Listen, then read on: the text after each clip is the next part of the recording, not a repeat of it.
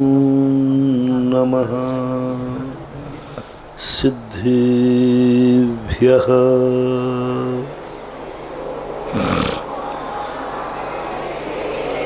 जय श्री ओम नमः सिद्धेभ्यः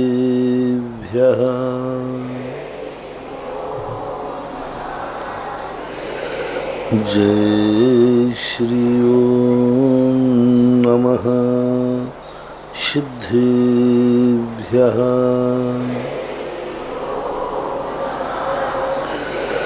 सर्वमंगल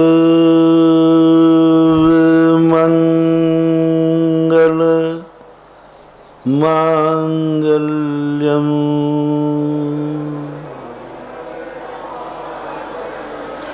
सर्वकल्याणकारकम्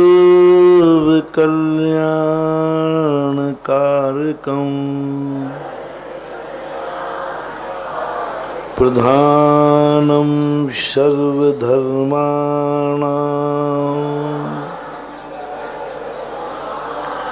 जैनं जयतु शासनम् जैनं जयतु शासनम्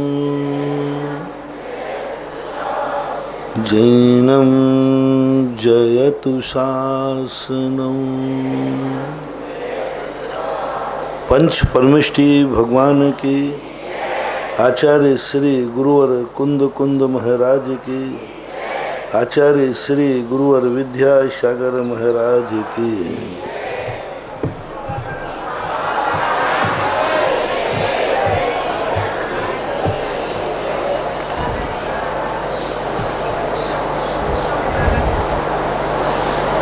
सृष्टि का एक नियम है कि जीव जो कुछ भी करता है वह स्वतः नहीं कर सकता। अपने आप कोई भी कृत्य उपजता नहीं है। एक सूत्र है न्यायाचार्यों का, अनभ्यस्त विषयातु परतः और अभ्यस्त विषयातु श्रुतः। जिस चीज का हमने कभी अभ्यास नहीं किया हो वह चीज कभी स्वतः नहीं आ सकती है। बहुत सारे स्वप्न आप देखते हो, आज तक किसी ने व्यक्ति ने अपने को सिद्धालय में जाते हुए नहीं देखा। बहुत सारे दृश्य आपने देखे होंगे, लेकिन आपने भगवान का समोषण देखा होगा, लेकिन कभी किसी व्यक्ति ने अपना खुद का समोषण नहीं देखा। भगवान का देख लिया होगा क्योंकि वो तो अपनी धारणा में है, लेकिन मैं खुद समोषण में बैठा हूं, मैं खुद अरहंत बन गया हूं, कभी नहीं देखा होगा। कभी आज तक सिद्धालय स्वप्न में नहीं दिखा कि सिद्धालय है और मैं सिद्ध में जा रहा हूं। कभी ध्यान किया होगा तो वो ध्यान आ सकता है, क्योंकि जो चीज हमारे अभ्यास में नहीं है वो हमें दिखती नहीं है। कभी कोई चित्र पढ़ा होगा तो वो चित्र दिख जाएगा, चित्र ज्ञान में आ जाएगा। किसी भी जाति सम में सिद्ध परमेष्टि नहीं आते। किसी अवध ज्ञान और मनःपर्या ज्ञान में सिद्ध परमेष्टि देखने में नहीं आते, क्योंकि किसका अभ्यास ही नहीं हुआ तो कैसे दिखेगा। कोई ना कोई दिखाएगा। और मोक्ष मार्ग का तो जितना भी कार्य है सब पड़ता है, क्योंकि अनादि काल से आज तक कभी 6 द्रव्य मेरे ज्ञान के विषय बने नहीं हैं। इसलिए 6 द्रव्यों का ज्ञान हमें पर से ही होगा, 7 तत्वों का ज्ञान पर से ही होगा।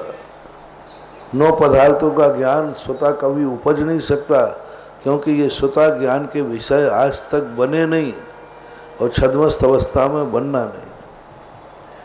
इसलिए जब भी कोई रास्ते पर अच्छा व्यक्ति चलता है तो समझ लेना चाहिए इसके पहले कोई यहाँ से अच्छा व्यक्ति जरूर गुजरा है। आगे वाले को तो हमने नहीं देखा, लेकिन पीछे वाला बता रहा है कि ये कितना अच्छा है, इसके आगे वाला कितना अच्छा था। आप भविष्य की ज़्यादा ऊहापोह में मत पड़ना, आप वर्तमान को देखना। तुम्हारी दृष्टि में जो अच्छा आदमी हो उस रास्ते पर आप देखना गौर करके, आगे कोई जरूर अच्छा व्यक्ति गया है, ये नियम है। क्योंकि अच्छा व्यक्ति जिस रास्ते पर चलता है उसके पीछे कोई ना कोई अच्छा जरूर गया। सज्जन पुरुष किसी सज्जन पुरुष के पीछे ही चलेगा, और अच्छे व्यक्ति जिस रास्ते पर चलते अपन अनुमान लगा लेते हैं। वर्तमान साधु संतों को देख के लगा लेते हैं कि साधु संत मोक्ष मार्ग पर चल रहे हैं, जरूर इससे पहले कोई भगवान चला होगा तभी साधु चल रहे हैं। भगवान चला होगा तभी साधु चल रहे, नहीं तो साधु चल नहीं सकता। भगवान हमारे ज्ञान का विषय नहीं, हमारे ज्ञान का विषय है साधु। हमारे सामने है और हमारी दृष्टि में साधु सज्जन है, हमारी दृष्टि में साधु पावन और पवित्र है। जिस रास्ते के संबंध में आप कुछ भी नहीं जानते, कुछ भी नहीं जानते, मंजिल के संबंध में भी कुछ नहीं जानते, आप सज्जन व्यक्ति को पहचान लेना। आपको रास्ते की पहचानने की जरूरत नहीं है। पूज्य समंत भद्र महाराज ने गृहस्थों के लिए कहा, क्योंकि गृहस्थ बहुत अपने आप में ज्यादा ज्ञान प्राप्त नहीं कर पाते। उन्होंने कहा कि मैं क्या जानूं कि रत्नत्रय क्या है, सम्यक दर्शन क्या है, ज्ञान चारित्र क्या है। आप लोग तो उपदेश दे देते हैं, सम्यक दर्शन ज्ञान चारित्राणि मोक्ष मार्गा। अरे है क्या ये सम्यक दर्शन? भला क्या है ये सम्यक दर्शन? हमें तो मात आत्मा का हित करना है, आत्मा का सुख चाहिए। तुमने एक नई बला पैदा कर दी। मैं आया था कि भगवान मैं बहुत दुखी हूं, सुखी बना दो, सुखी बनने का रास्ता बता दो। आपने कहा सम्यक दर्शन है सुखी बनने का। अब नया प्रपंच और हो गया। अभी तो एक ही प्रश्न था, एक ही जिज्ञासा थी कि सुखी बनने का रास्ता क्या है। बड़ों के पास क्या आ गए, एक नई आफत और मोल ले ली। मंदिर के आ गए, एक नई आफत मोल और ले ली। महाराज का प्रवचन क्या सुन लिया, एक नई आफत और मोल ले ली। इससे अच्छा नहीं आते तो कम से कम एक ही प्रश्न तो था कि आत्मा का हित किसमें। दूसरा प्रश्न नहीं था, एक ही प्रश्न था। एक ही प्रश्न था कि सुख किसमें मिलेगा। यहां तो गुरु के पास आते ही उन्होंने उनके सामने जैसे प्रश्न किया तो उन्होंने कहा सुख सम्यक दर्शन ज्ञान चारित्र में है। अब अपने तो बाप दादों ने नहीं समझे कि क्या है। अब वो तो हित गया, वो एक तरफ, जो प्रश्न लेके आया वो तो एक तरफ चला गया। अब प्रश्न आ गया ये सम्यक दर्शन ज्ञान चारित्र क्या भला है। अब टेढ़ी खीर हो रही है, अब भटकन चालू हो जाएगी। अभी तक भटकन नहीं थी, अभी तो एक सीधा सा प्रश्न था, आत्मा का हित किसमें, मुझे सुख किसमें मिलेगा। और जैसे ही मैंने सोचा कि चलो सुख का साधन किसी बड़े आदमी से पूछते हैं, तो हम और उलझ गए। तो सम्यक दर्शन की बात पूछी तो बोले सम्यक दर्शन क्या बोला है गुरुदेव? बोले सम्यक दर्शन है तत्वार्थ श्रद्धानम सम्यक दर्शनम। और मर गया वो। अब सम्यक दर्शन रखो एक तरफ, तत्वार्थ क्या है नाम ही पहली बार सुना। न पहली बार नहीं, कभी सुनी ही नहीं।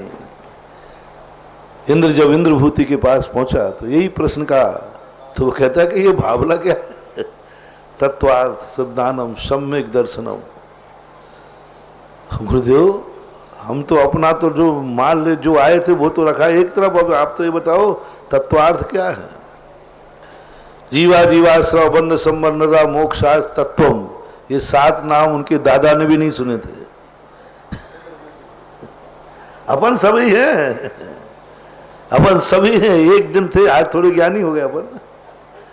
एक दिन अपन भी इंद्रभूति जैसे ही अनादि मिथ्या दृष्टि, कभी ना कभी तो अपना पहला परिचय रहा होगा, कभी ना कभी पहला मौका आया होगा। भले आज अपन कह सकते कि हम सादी सम्यक दृष्टि हैं, लेकिन कभी ना कभी तो हम भी अनादि में शामिल थे। उस समय पहली बार हमें भी यही आश्चर्य हुआ होगा क्या जीव है, क्या अजीब है, क्या आश्रय है, क्या बंध है, क्या संबर है, क्या निर्जरा है, क्या मोक्ष है। अब एक पर एक प्रश्न उठते जा रहे हैं, उठते जा रहे हैं, और इन प्रश्नों का समाधान अंत में करते करते व्यक्ति यही कह देता है, महाराज अब कितने प्रश्न करें।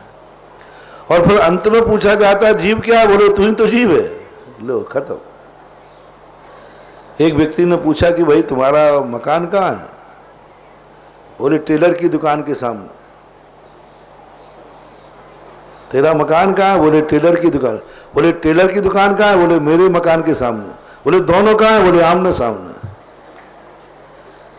पता क्या मिला आपको, दोनों आमने सामने हैं। बस यही स्थिति यहां बन जाती है। जीव कहाँ है, बोले तुम तो खुद जीव है। बोले आश्रय कहाँ है, बोले तेरे ही में तो आश्रय है। बोले बंद कहाँ है, तेरे में तो बंद है। संबर निर्जरा कहाँ मिलेंगे, बोले तेरे में संबर निर्जरा है। बोले मोक्ष किसको होना, बोले तेरे ही को मोक्ष होना है। खत्म हो गया, रहे भोंदू के भोंदू। सब कुछ मेरे अंदर है और मुझे खबर नहीं है, मुझे पता नहीं। ऐसी स्थिति में हमारा सारा विषय पर से बनता है। और सज्जन पुरुष जब चलते हैं तो हमारी सज्जन पुरुष की पहचान है, इसके आगे चलने वाला व्यक्ति इससे भी बड़ा सज्जन है, इससे बड़ा सज्जन।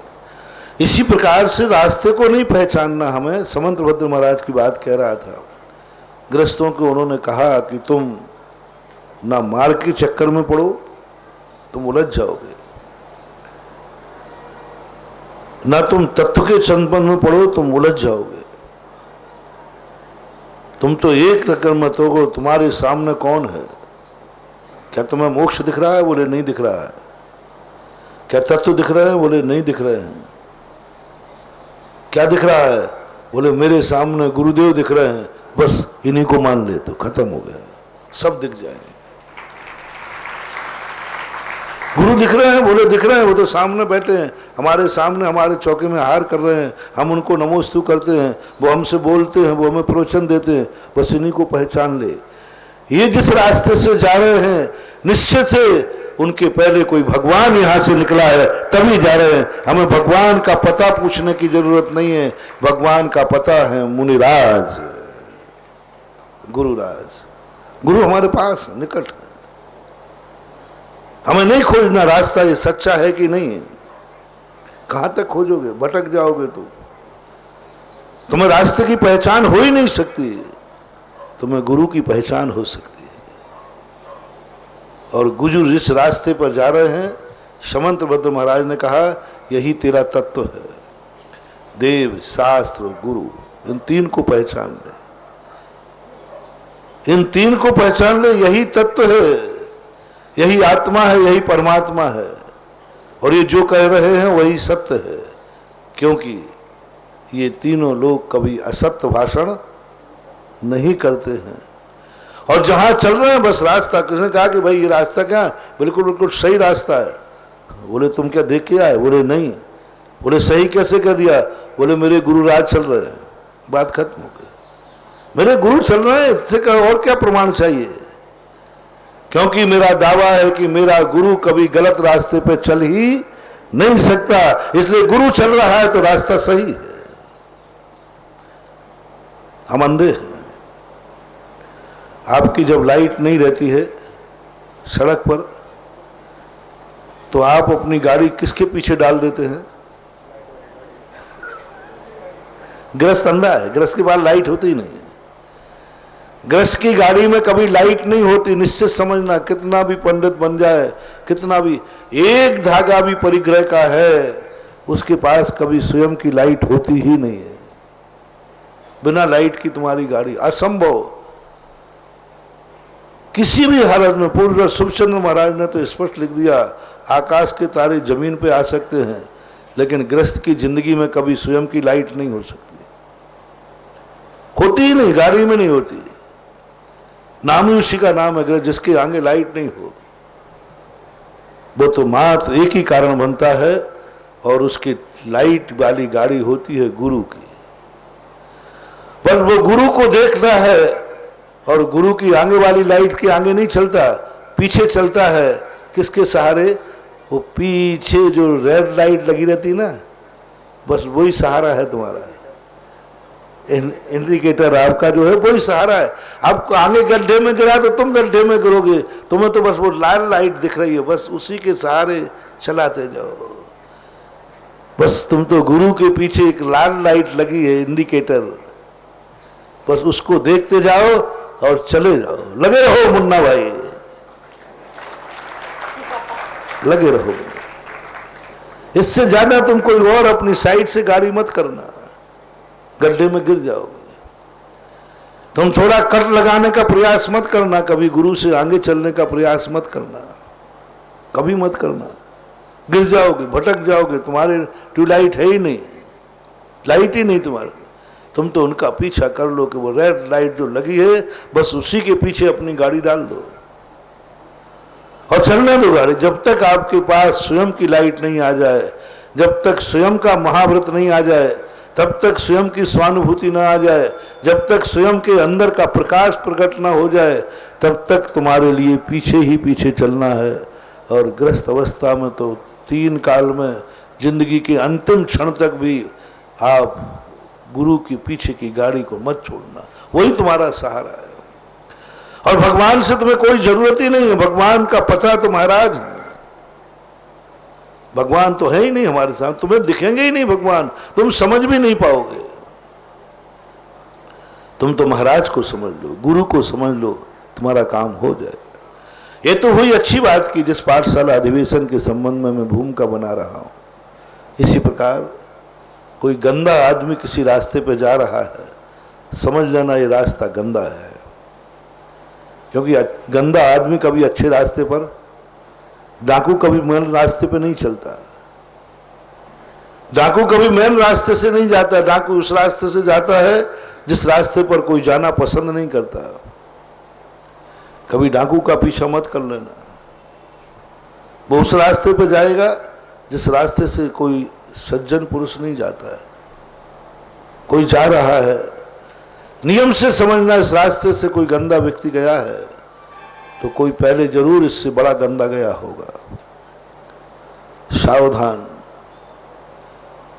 यदि किसी छोटे में कोई बुराई आई है, समझ लेना इसके पहले कोई बुरा आदमी जरूर था दुनिया में। छोटों में कभी बुराई आ नहीं सकती।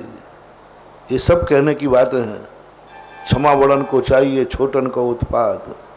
कहां से आ गया वो छोटे? वो तो अनभिज्ञ है, वो तो बालक है, वो तो मूर्ख होकर जन्मा है, अज्ञानी है।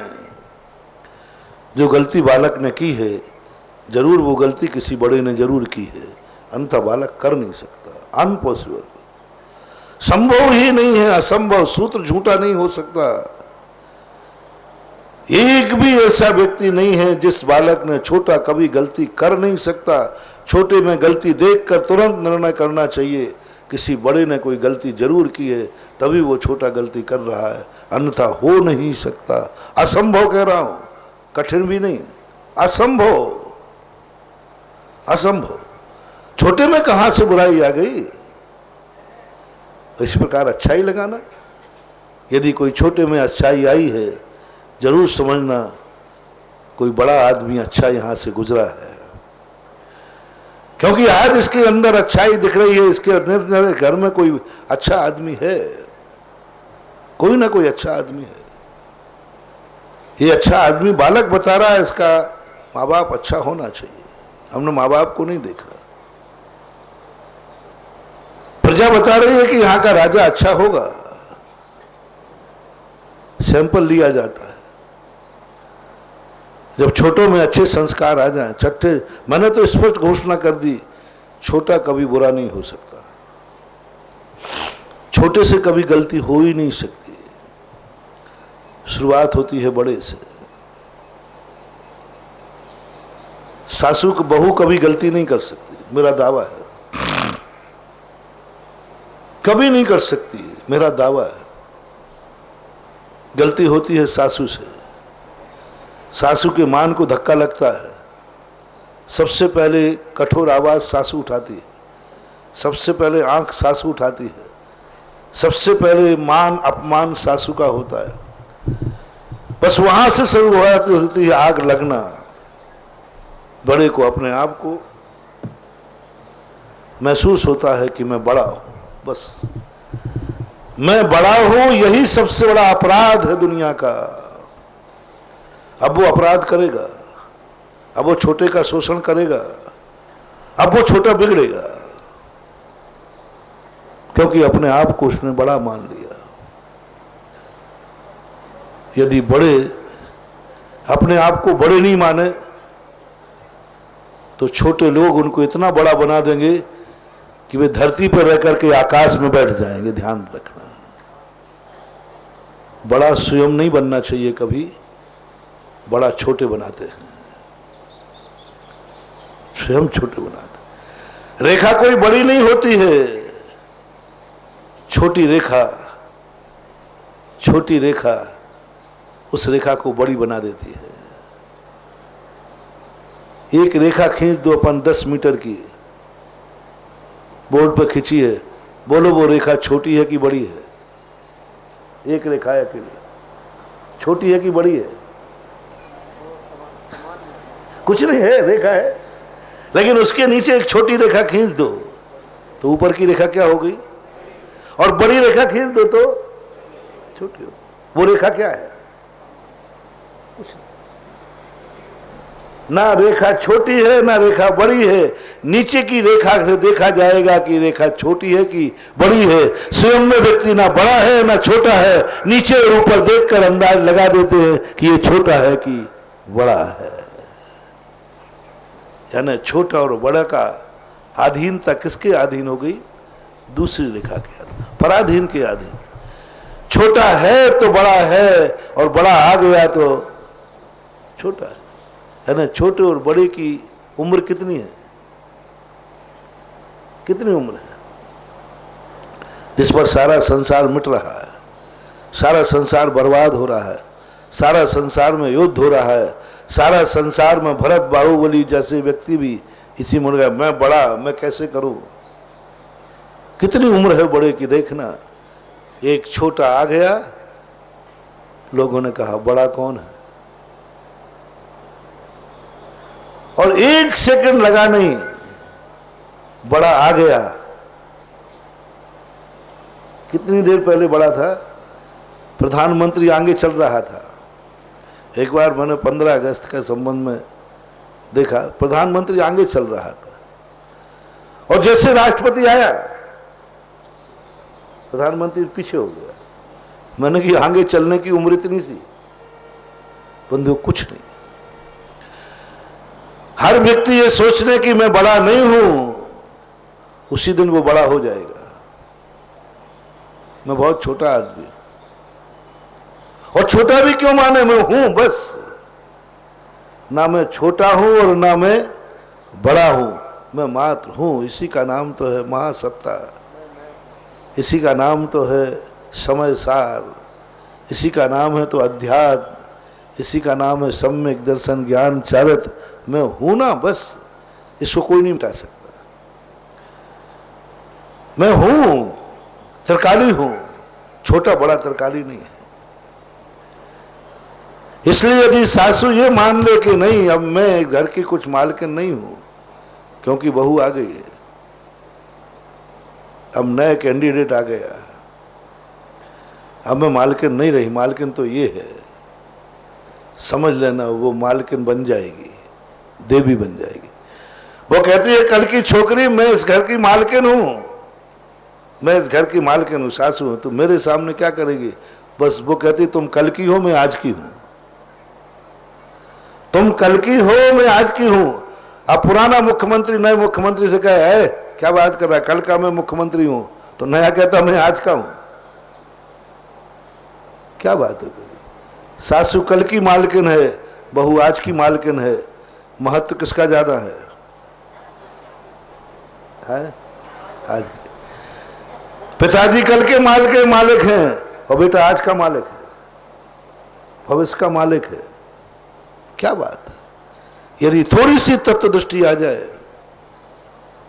तो ये निर्णय करके चले। आज हम पाठशाला अधिवेशन में बहुत बड़ी भूमिका ध्यान में आई है कि कभी भी छोटे बच्चों को संस्कार देने की जरूरत नहीं है।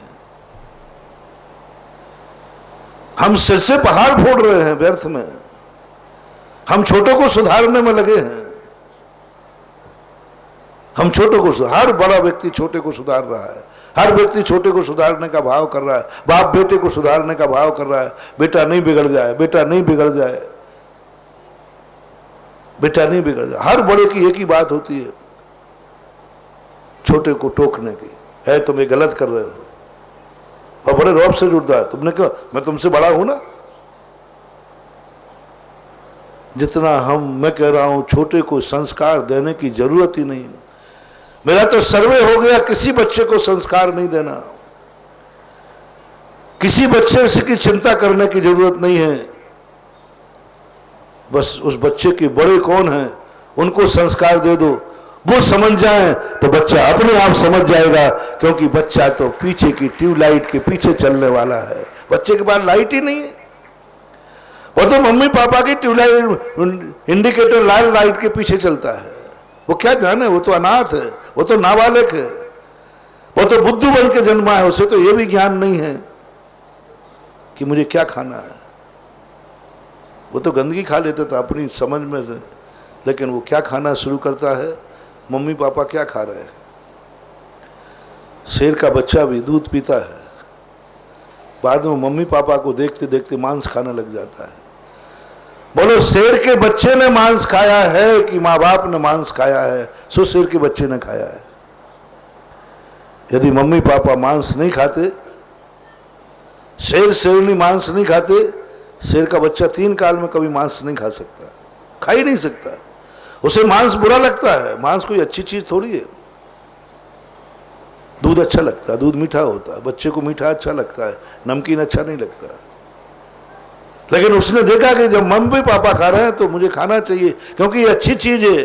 जो अच्छी चीज है वो मम्मी पापा खाते। मैंने पहले ही कहा, बड़े जहां से चल रहे हैं बच्चा समझता है गॉड गिफ्ट है कि अच्छा रास्ता होगा, क्योंकि मेरे मम्मी पापा चल रहे, मेरा परिवार चल रहा है, मेरी जाति चल रही, मेरी समाज चल रही, मेरे गुरु चल रहे, सब जगह तो वो इसी रास्ते से जा रहे हैं।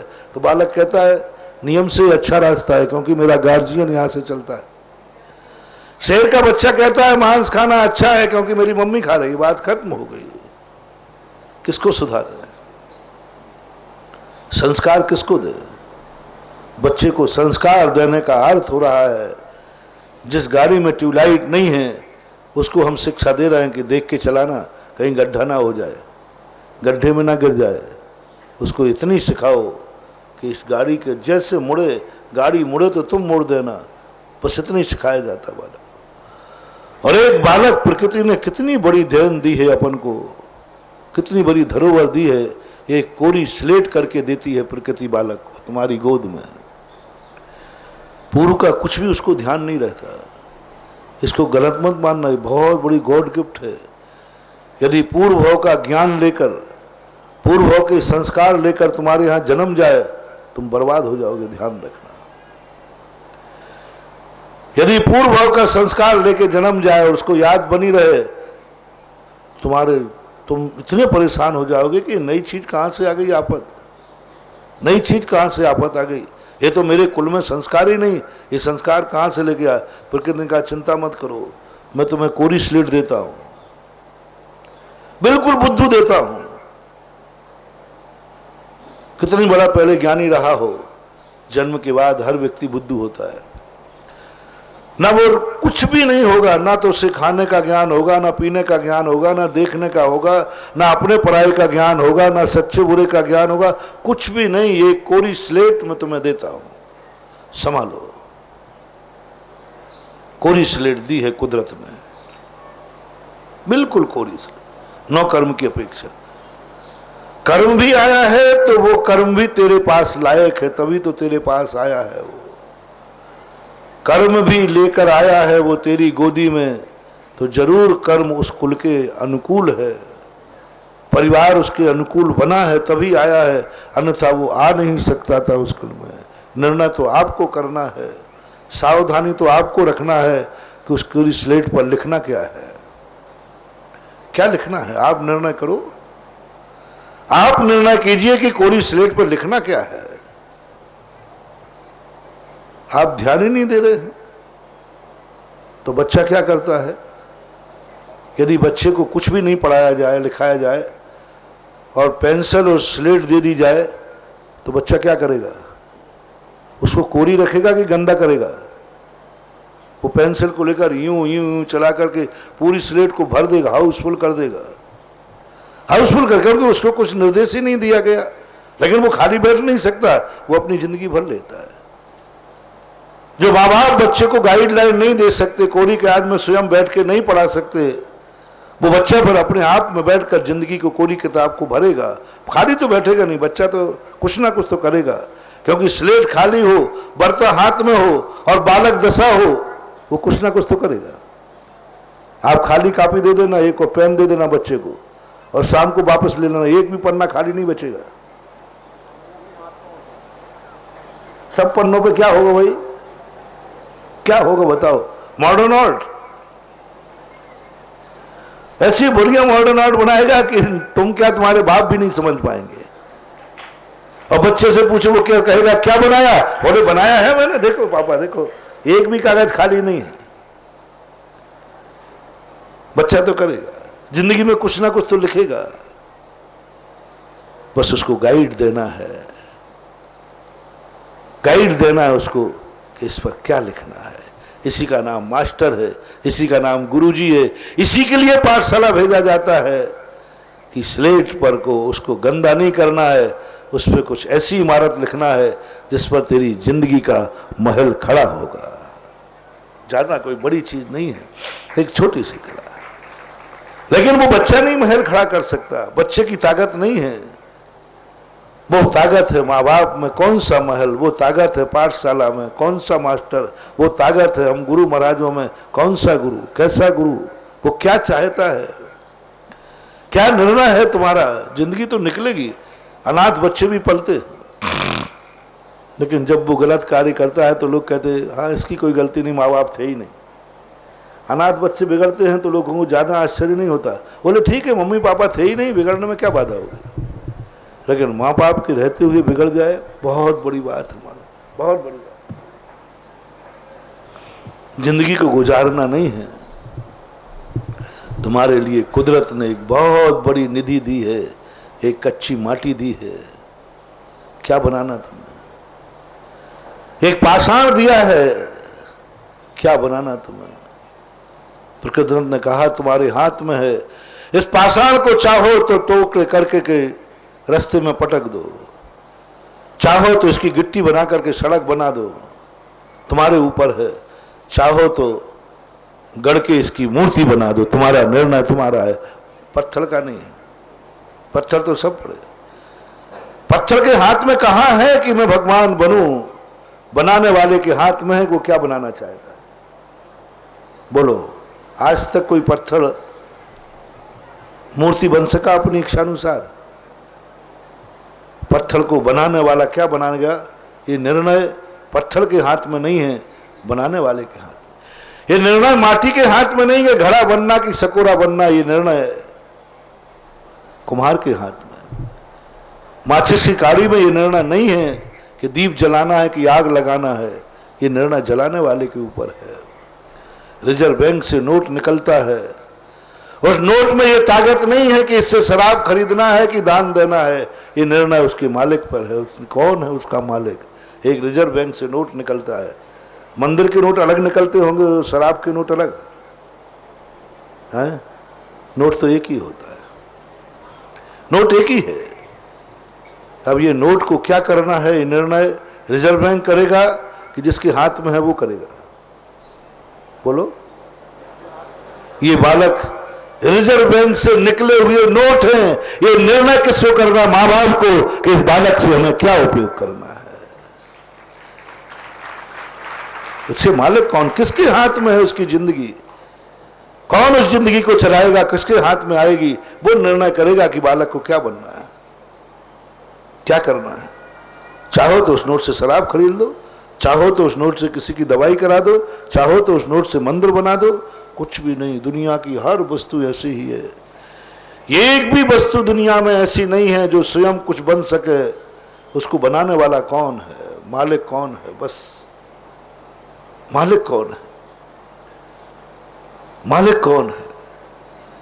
चंदन का वन भी यदि कोयले वाले को मिलेगा तो चंदन के वन को भी वो कोयला ही बना डालेगा। ध्यान रखना, मालिक कौन है?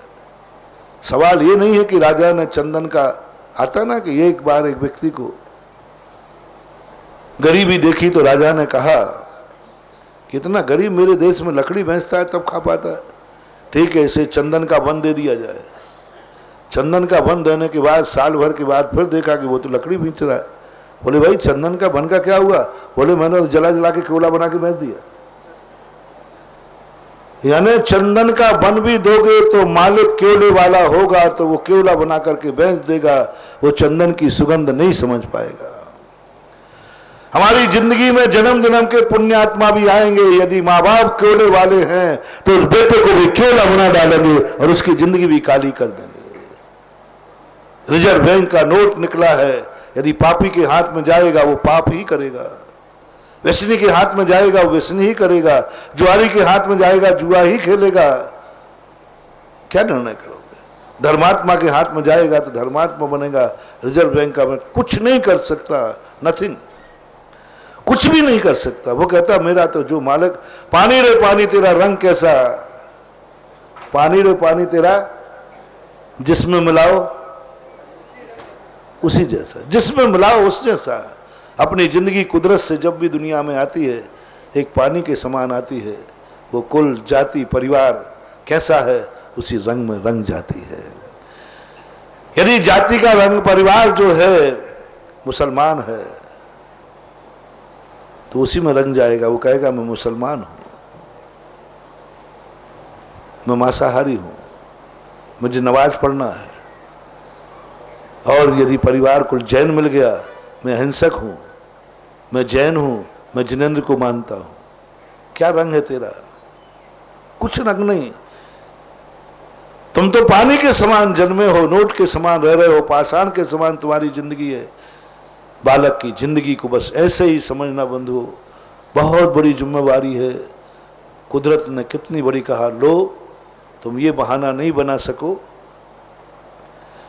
कि मैं क्या करूं, इसकी स्लेट पे पहले ही से जिंदगी लिखी है, मैं बिल्कुल अवोध भेजता हूं, इसको अवोध भेजता हूं। तुम जो पढ़ाओगे वो पढ़ेगा, जो खिलाओगे वो खाएगा, जो दिखाओगे वो देखेगा, जो तुम करोगे वो करेगा।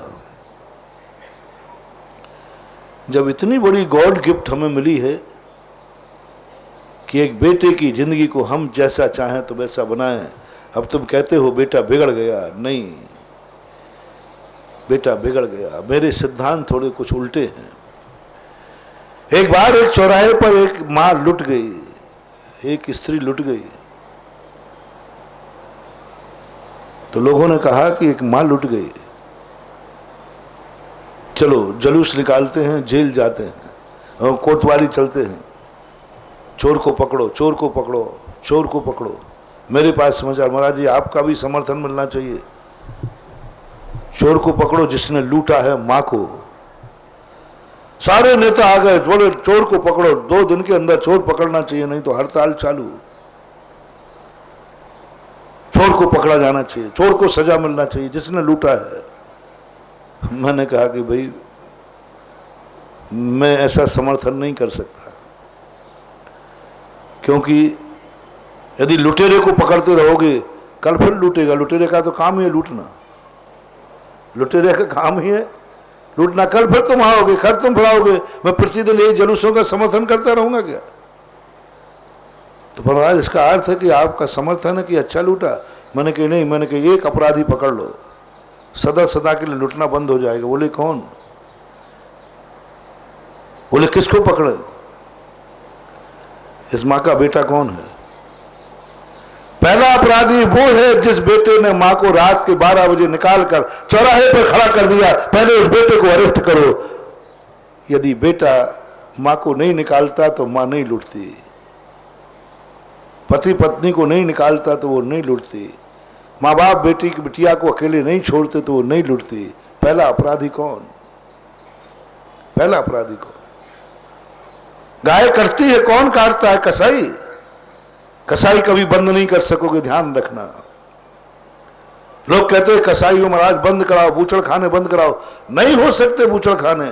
यहां हड़ताल होगी, दूसरी जगह खुल जाए। जितने बूचड़ खाने आज तक खुले हैं, एक बार पास हुए हैं, वे सब बूचड़ खाने खुले हैं। फर्क कितना रहा, यहां हल्ला हुआ तो उन्होंने उठा करके दूसरी जगह खोल दिया, लेकिन खुला है। ब्यावर में नहीं खुला, अजमेर में खुल गया।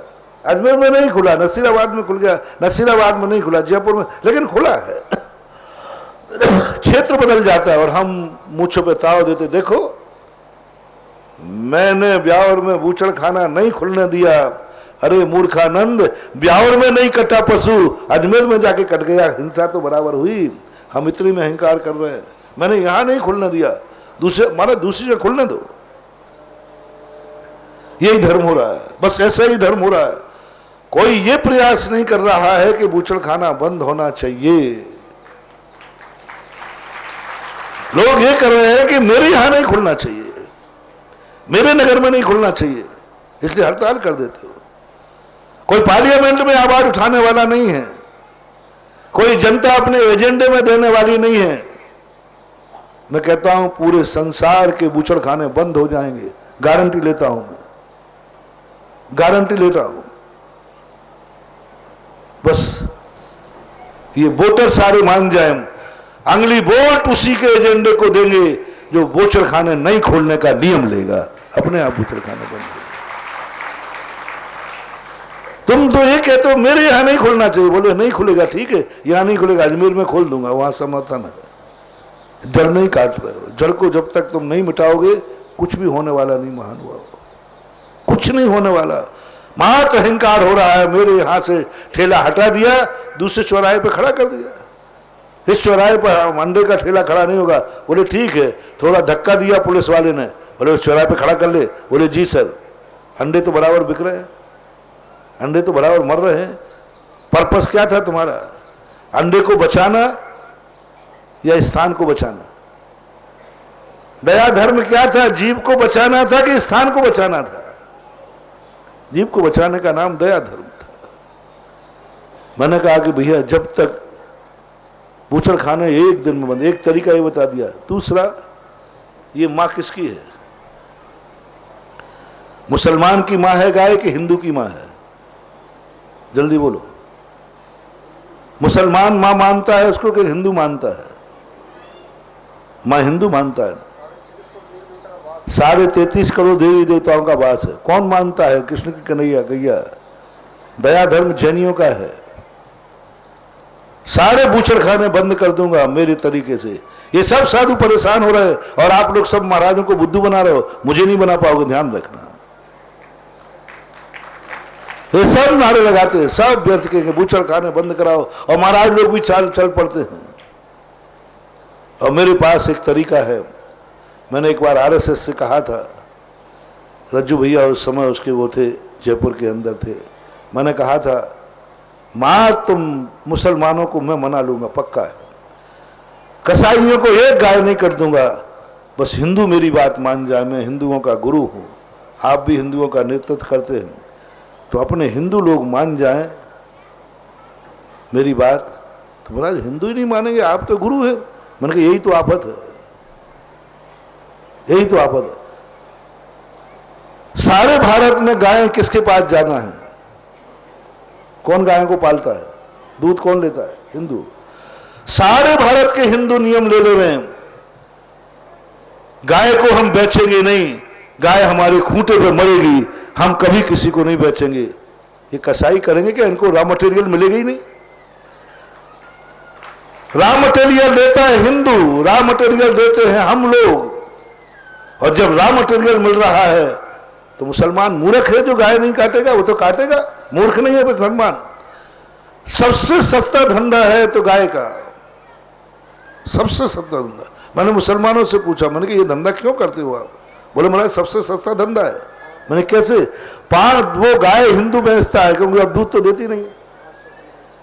500 रुपए में गाय लेता हूं, 10-12 साल पहले की बात है, और बोले 7-8 हजार रुपया मैं कमाता हूं, चमड़े का, मांस का, हड्डियों का 7-8 हजार। मैंने कहा इतना? बोले महाराज बताओ इतना सस्ता धंधा कौन सा है, कौन सा है इतना सस्ता धंधा। मैंने कि माल कहाँ से? बोले महाराज सब आपके हिंदू मेले में मिलते, हिंदू बेचते। हिंदू यदि ये कह ले कि हमारे नगर की गाय हमारे खूंटे पे मरेगी, हमारे नगर की माता हमारे नगर में मरेगी, बूचड़ खाने अपने आप बंद हो जाएंगे, एक भी बचने वाला नहीं है। रॉ मटेरियल हम देते हैं, फिर बाद में कहते हैं कि ये क्यों। तो महानुभाव जड़ को पकड़ो, क्यों आई है बुराई उसमें, क्यों लुटा है घर। कोई ना कोई किसी बड़े में बुराई आई है, बड़े से चूक हुई है, बड़े से सावधानी हुई है, असावधानी हुई है। बच्चा बिगड़ नहीं सकता, बच्चा एक कोरी स्लेट थे। क्या लिखना है तुम्हें, कैसा बच्चा चाहते हो तुम। इन बच्चों को संस्कार देके मैं परेशान हूं। एक बच्चा संस्कार नहीं ले रहा है, एक बच्चे इतने कह रहा हूं तो बच्चे तैयार नहीं हो रहे। अब मैंने पैटर्न बदल दिया, मैंने कहा इनकी गलती नहीं, इनके माँ बाप की गलती है। माँ बाप को सुधारो, माँ बाप को सुधारो। माँ बाप सुधर गए, सारे बच्चों की सुधारने की गारंटी मैं लेता हूं। तुम तो निर्णय करो क्या लिखना है, कैसा बेटा चाहिए, निर्णय करो। पूज्यवर महापुराण में लिखा है स्पष्ट, उन्होंने बेटे को संस्कार नहीं दिया पहले। जिनसेन स्वामी कहते हैं पहले माँ बाप बेटे को जन्म देने के पहले 6 महीने पहले से दोनों दंपति ब्रह्मचर्य व्रत धारण करते हैं, संयम धारण करते हैं और बैठ के निर्णय करते हैं कैसा बेटा बिटिया चाहिए, कैसा चाहिए बोलो। हमारे हाथ में है सैंपल, हमारे हाथ में है, जैसा चाहोगे वैसा मिलेगा। कैसा चाहते हो 6 महीने पहले निर्णय करना पड़ेगा। अच्छे बेटे जल्दी नहीं लिखते, लाइन में लगना पड़ेगा। 6 महीने पहले कैसा बेटा चाहिए, कल्पना करो, ध्यान करो, पूजा करो। पूजा में भी बेटा, ध्यान में भी बेटा, माला में भी बेटा, खाते समय बेटा, सोते समय बेटा, 24 घंटे कैसा बेटा। रखी दो, हम रखी देते ही नहीं। हम लोगों को ऐसे ही मोक्ष नहीं मिल जाएगा। हम लोग जीवन भर जब पहले मोक्ष की कल्पना करते हैं, धारणाएं करते हैं। पूज्य सुखचंद्र महाराज ने लिखा कि हे श्रमण, तो मोक्ष जाना चाहता है तो पहले हजारों बार मन से मोक्ष जा। हम ध्यान करते धारणाओं से, ये शरीर नष्ट हो गया, ये कर्म नष्ट हो गए, मुझे अनंत चतुष्टय प्रकट हो गया, मेरे घातिया कर्म नष्ट हो गए और मेरी चित ज्योति आकाश के ऊपर जा रही है।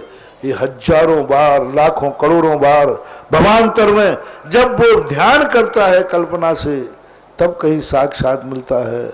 जाकी रही भावना जैसी, सो देखी मूरत तिन तैसी। तुम्हें तो टाइम ही नहीं है, तुम्हें तो कल्पना नहीं।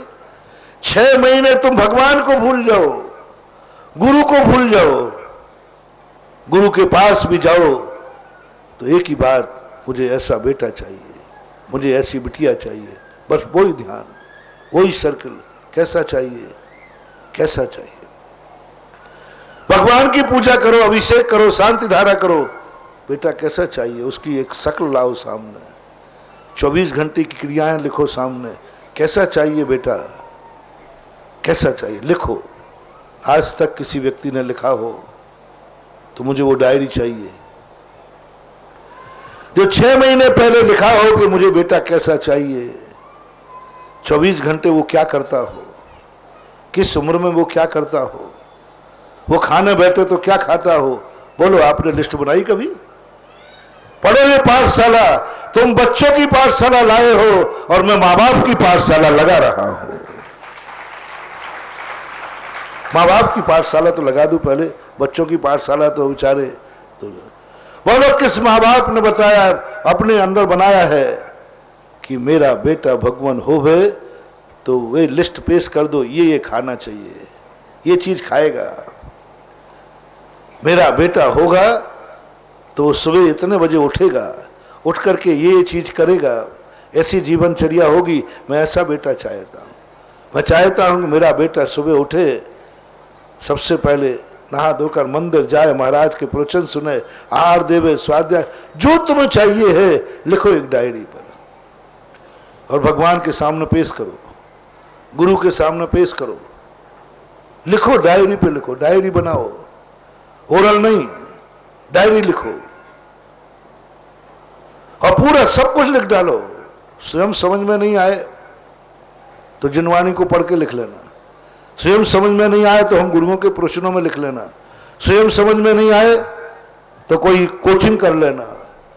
लेकिन बेटा कैसा चाहते हो ये डायरी में लिखे बिना पैदा मत कर देना, नहीं तो एक पाप के अलावा कुछ नहीं होगा, पश्चाताप के अलावा कुछ नहीं होगा।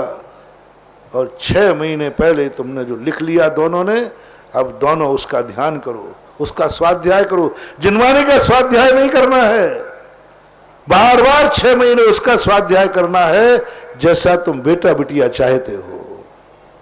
ये पाठशाला, तुमने बहुत पाठशालाओं पे प्रवचन सुने होंगे, बहुत पाठशाला समझी होंगी, लेकिन आज जो सुना रहा हूं ये पहली बार पाठशाला पढ़ रहे हो। शास्त्रों का स्वाध्याय बंद कर देना 6 महीने, 6 महीने बार बार उसी को स्वाध्याय करना, उसी को बार बार रेकी देना। 6 महीने भगवान की पूजा में भगवान और मोक्ष मार्ग छोड़ देना, बस भगवान की पूजा में भी देखना बस कि मुझे ऐसा बेटा चाहिए, बस भगवान इसलिए तेरी पूजा, इसलिए तेरा अभिषेक, इसलिए सब कुछ तेरा, इसलिए लिखो, एक डायरी में लिखो। लिखना बहुत जरूरी है, लिखना तुमने बंद कर दिया तुम भूल जाओगे। लिखना तुम बहुत काम आएगा, देखना ये बहुत काम आएगा। और 6 महीने बाद जैसा तुम चाहते हो, यदि तुम चाहते हो कि मेरा बेटा भगवान बने तो महानुभाव ये 6 महीने तुम तीर्थ क्षेत्रों में भगवान के चरणों में व्यतीत करना, ओनली 6 महीने, जिंदगी नहीं कह रहा हूं। यदि तुम चाहते हो कि मेरा बेटा गुरु बने, तो अभी आया नहीं बेटा, 6 महीने पहले कह रहा हूं, तुम गुरुओं के चारों सानिध्य में वो 6 महीने व्यतीत करना। तुम चाहते हो कि मेरा बेटा हीरो बने, तो जन्म के पहले बंबई चले जाना। एक आध सैंपल तुम्हारा भी दे दो, जो तुम्हारी मर्जी, मैं कुछ नहीं बोल रहा हूं। पाठशाला, ये घर घर की पाठशाला। आज बच्चों को पैदा कर रहे हो कि गाजर मूली पैदा कर देते हो। आ जाते हैं बच्चे यूं, जन्म जाते हैं बच्चे यूं, खबर ही नहीं है, पता ही नहीं है कि बच्चा कब आ गया। तुम तो अपनी मस्ती में थे, तुम तो अपनी वासना में थे, तुमने तो महत इंद्रियों को तृप्त करने के लिए भोग भोगे थे। बच्चा तो आ गया, टपक पड़ा, बेशरम बन के आ गया, बिना बुलाए आ गया, बिना निमंत्रण के आ गया, आ गया। 90% बच्चे बिना निमंत्रण के आए, पता ही नहीं चला तुम्हें। जिस बच्चे की आगमानी माँ बाप नहीं कर सकते, वो बच्चा संसार में कभी इज्जत नहीं पा सकता। जाओ, अतिथि है, अतिथि तुम्हारे घर में आया, बिना बुलाए, बिना किसी ने द्वारे पे नहीं मिला और घुस गया।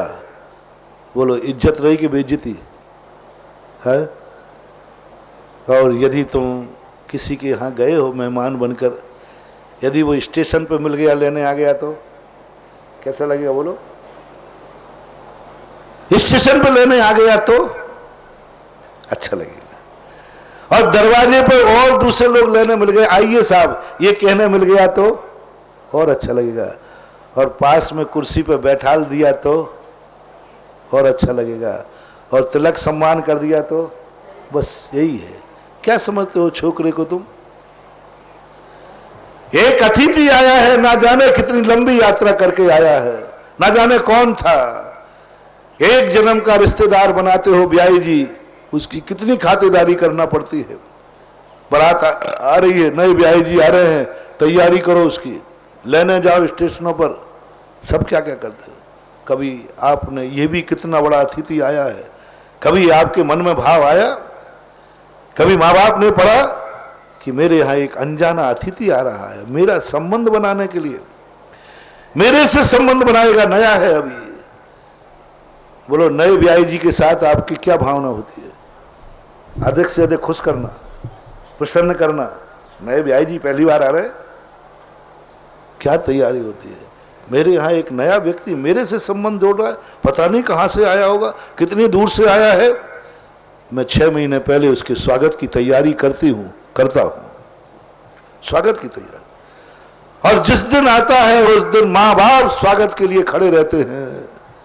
तीर्थंकर के माता पिता तीर्थंकर बिना स्वागत के नहीं आते। 16 स्वप्नों के माध्यम से संकेत देकर आता है और 6 महीने पहले से स्वागत की तैयारी होती है। सारी अयोध्या साकेत स्वर्णमयी हो जाती है। 56 कुमारियां आकर के पूरे स्वागत की तैयारी कर लेती है। तुम्हारे पास तो वो आएंगे नहीं, तुम खुद स्वागत की तैयारी करो। और जिस दिन मेहमान आना है उस दिन तुम दोनों पति पत्नी बनकर के, पति पत्नी का आनंद मत लेना, तुम मातृत्व का आनंद लेना, तुम पितृत्व का आनंद लेना। उस दिन वासना नहीं आना चाहिए, माँ की पूज्यता आना चाहिए। आज मैं वासना भोग नहीं भोग रही हूं, आज मैं माँ बन रही हूं, मैं पूज्य बन रही हूं। जैसे एक साधारण बालक जब मुनि दीक्षा लेता है तो वो सोचता है कि मैं एक असंयमी से पूज्य बन रहा हूं। उस दिन का आनंद कैसा होता है। एक गृहस्थ होता है और दीक्षा होती है, पूज्य बनने की कि अपूज्य बनने की, कैसा आनंद। अपूज्य था आज मैं अपूज्य था और दीक्षा लेते समय आंख बंद कर रहा, मैं एक क्षण बाद पूज्य बनने वाला हूं, एक क्षण बाद मैं पूज्य बनने वाला हूं। अभी मैं अपूज्य हूं, अभी मैं पंचमर्षि नहीं हूं, अभी मैं पावन नहीं हूं, मैं अपूज्य हूं, मैं अपूज्य हूं, मैं अपूज्य हूं। बस एक क्षण बाद पूज्य बनना है। बस मरु देवी कहती है, अभी तक मैं स्त्री थी, अभी तक मैं पुरुष की दासी थी, अभी तक मैं एक पत्नी थी। बस आज रात के बाद मैं पूज्य बन जाऊंगी। इतना ही आनंद आना चाहिए जितना एक श्रावक को मुनि दीक्षा लेते समय आता है। वो आनंद वासना का है कि पूज्यता का है? बोलो। बेटे को पैदा करने के पहले तुम्हें क्या मां का आनंद आया? पूज्यता की मां की पवित्रता आई, मां की पूज्यता तुम्हारे अंदर प्रकट हुई कि आज मैं कल से मां बन जाऊंगी, मैं पूज्य बन जाऊंगी, मैं पावन बन जाऊंगी। कोई मेरे पैर छुएगा, मुझे जनक जननी कहेगा और मेरी पूजा होगी, मैं इतना पूज्य बन जाऊंगा कल। ऐसे पावन भाव आया उस समय? क्या कभी भाव आया क्या ये कि मैं कल से पूज्य बनूंगी, कल कोई मुझे पूजेगा, कहीं मैं मातृशक्ति में प्रवेश कर जाऊंगी? आज तक मैं स्त्री थी, वासना की पूर्ति का एक साधन थी, कल मैं पूजा की चौकी पर बैठूंगी, कल मैं पूज्य सिंहासन पर बैठूंगी और कल कोई मेरे गोद में आने वाला मेरी पूजा करेगा। और उस पावनता का आनंद तुम दोनों को आ जाए, दोनों को आ जाए। उस समय जिस समय नियोग मात्र मैं संतान को उत्पन्न करने का नियोग कर रहा हूं, उस दिन वासना का आनंद नहीं, पति पत्नी का आनंद नहीं, उस दिन पिता और मां बनने का जो आनंद है, मां और बनने का आनंद है, उस कल्पना में डूब जाओ। मुनि बनने की कल्पना मुझे मालूम है, वो घटना मुझे मालूम है। एक क्षण पहले मैं श्रावक हूं, श्रावक हूं, श्रावक हूं। बस एक क्षण पहले ही मैं लंगोट फेंकूंगा, जैसे ही लंगोट फेंकूंगा तैसे ही मैं परमेष्टि बन जाऊंगा, मैं पूज्य बन जाऊंगा, जगत पूज्य बन जाऊंगा और मेरा मोक्ष मार्ग के कबाड़ खुल जाएंगे। कितनी कल्पनाएं थी वो मुझे आज भी दृश्य ध्यान है। ईश्वरी का हेलक था मैं, उस लंगोट के कारण मैं श्रावक था। एक क्षण बाद इतना परिवर्तन, लोगों ने एक क्षण में मिटते देखा है और मैं एक क्षण में बनते देख रहा हूं। लोगों ने एक क्षण में मिटते देखा है, लुटते देखा है, पिटते देखा है। एक क्षण पहले व्यक्ति आराम कर रहा है, दूसरे क्षण व्यक्ति मर रहा है। एक क्षण पहले व्यक्ति अमीर है, दूसरे क्षण गरीब हो रहा है। एक क्षण पहले राजा है, दूसरे क्षण रंक बन रहा है। ये तो सबने देखा संसार में। लेकिन एक क्षण पहले मैं श्रावक हूं, दूसरे क्षण में मैं मुनि, दूसरे क्षण में मुनि, पूज्य पद, परमेष्टि पद। एक क्षण में इतना बड़ा परिवर्तन होने वाला है।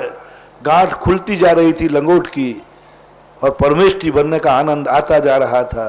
गुरु एक एक संस्कार कर रहे थे और मैं एक एक कोस नहीं, हजारों हजारों कोस ऊंचाइयों पर पहुंच रहा था। ये संस्कार हो गया मेरा, ये पावनता घट गई, मैं इतना पावन हो गया, इतना पावन हो गया। ऐसी कल्पना जब आती है दीक्षा के समय, तब अप्रमत्त गुण स्थान बनता है। महानुभाव, ऐसा जब समय आ जाता है आपकी जिंदगी में, तुम्हें मातृत्व का अनुभव हो जाए, पितृत्व का, पावनता का, पवित्रता का। आप देखना, आपका बेटा ऐसा जन्मेगा, जन्म जिंदगी भर तो पूजेगा, मरने के बाद आपके चेटका को भी पूजेगा। लेकिन किसको पता? 90% को पता नहीं है। 90% लोगों को होश नहीं है कब गर्भ में बालक आ गया। कई लोग तो अनजाना आ जाए तो भी घृणा करते हैं। किसने कहा था आने को? आ गया पापी कहीं का, हेरा खेरा कहीं नहीं मिला स्थान, इसलिए मेरे में आ गया। ऐसी भी माताएं हैं जो पेट में आने वाले बालक से घृणा करती हैं, बुरा कहती हैं, कहाँ का आ गया, किसने चाहा था, होगा कहीं का भिखमंगा, कहीं ठिकाना नहीं मिला इसलिए मेरे पेट में आ गया। और ऐसी घृणा का परिणाम ये निकलता है कि उसके वो कत्ले आम करवा देते हैं, गर्भपात करा देते हैं, मरवा डालते हैं। ऐसा बालक यदि कुचित करार बच गया तो बड़े होने के बाद वो भी तुमसे घृणा करेगा। मरती नहीं है बुढ़िया? मर क्यों नहीं जाती है बुढ़िया? कब तक जिंदा रहेगी? कौआ का जीव खा के आई लगता है, मरती ही नहीं बुढ़िया। तुमने भी किया होगा, कहाँ का आ गया, मर जाता। तुम्हारा कोई ने सम्मान किया ही नहीं। आजकल के छोकरे महाराज माँ बाप का सम्मान नहीं करते। हम आए तो वो बैठे रहते, उठते ही नहीं। तुमने भी तो उसका सम्मान नहीं किया, वो तो तुम्हारी प्रतिमूर्ति है। मैंने पहले ही कह दिया, जो खोट बेटे में है वह कहीं ना कहीं से तुम्हारे पास थी। बड़े को खोजो, छोटे को खोज करके अपनी गुस्सा निकाल करके अहंकार मत करो। छोटे को एक गलत रास्ते पर जाकर थप्पड़ मार करके अपने बड़प्पन की तीसरी मत करो। विचार करो कि इस बालक की कोरी किताब मेरे पास आई थी, इसने गाली देना कैसे सीख लिया। हमारे यहाँ तो ये कहा कि यदि कोई भी बोलने वाला नहीं हो तो बालक बोलना भी नहीं सीख पाता। ऐसा कहते लोग कि यदि कोई घर में कोई भी बोलने वाला नहीं हो, कोई बोलते कभी देखे ही नहीं, तो बता दे जिंदगी में बालक बोलने वाला नहीं सीख, बोल नहीं सकता। उसकी आवाज ही नहीं निकली क्योंकि कोई बोलने वाले को देखा ही नहीं उसने। हाँ, ऐसा कहीं आया है, बोल ही नहीं सकता। आज बेटे ने गाली दी, मत कहो बेटे को बुरा महानुभाव। सोचो कि ये बेटा ने गाली दी है, इसके पहले किसी बड़े ने जरूर गाली दी होगी। भाई ये तो वीडियो कैसेट बनाने वाला है, जरूर दी होगी। बेटा कहता मेरी गलती नहीं है, गाली किसी ने दी है, बड़ों का नकल करना मेरा कर्तव्य है क्योंकि मैं भारतीय हूं। उसने तो गाली देना इसलिए सीख लिया कि जब बड़े कर रहे हैं तो अच्छी होगी, तभी तो बड़े बोल रहे हैं। बेटा अभक्ष खाने लगा है। तुम देखो, जब 6 महीने पहले से भी तुमने अभक्ष खाया, गर्भ में आया तब अभक्ष खाया, जन्म के बाद अभक्ष खा रहे हो, बेटा कहां से भक्ष खाएगा? तुम्हारे मन में क्या तरंगें उठ रही हैं, वो तरंगें बेटे को पकड़ रहा है। बेटे में एक गॉड गिफ्ट होती है, जरूरी नहीं कि वो आंखों से देखे। बेटा मन को भी पढ़ लेता है माँ के, अंदर विचारों को भी पढ़ लेता है माँ के। बेटे को आंख से देखना कोई जरूरी नहीं है। बेटे में गॉड गिफ्ट है कि माँ की तरंगों को पकड़ लेता है। अपने महाभारत में आता है ना, घर में रहते हुए कि पिता की तरंगों को पकड़ लिया, घर में रहते हुए माँ के प्रमाद को पकड़ लिया, उसने पकड़ लिया, प्रभाव पड़ गया।